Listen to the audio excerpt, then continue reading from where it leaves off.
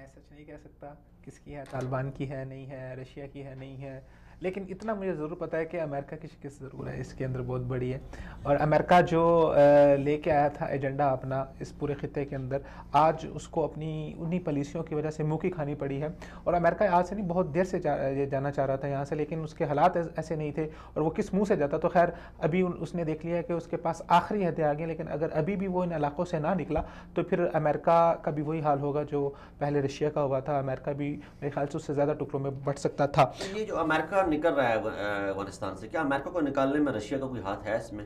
Definitely definitely है, Russia का किरदार है। जैसे अमेरिका ने रशिया को तोड़ने के अंदर अपना किरदार अदा किया था। जब आपकी एक कोल्ड वार हो रही होती है तो उसके अंदर जो दीगर लोग होते हैं, जो दीगर ममालिक होते हैं, वो अपना फ़ायदा उठाते हैं। तो जाहिर बात है अमेरिका को यहाँ पे कमज़ोर करने में और अमेरिका को इस खत्ते से निकालने में रशिया का बहुत बड़ा हाथ है। और इसके अंदर कुछ दबे लफ्ज़ों के अंदर अगर हम ये कहें कि चाइना का भी एक बहुत बड़ा किरदार रहा है।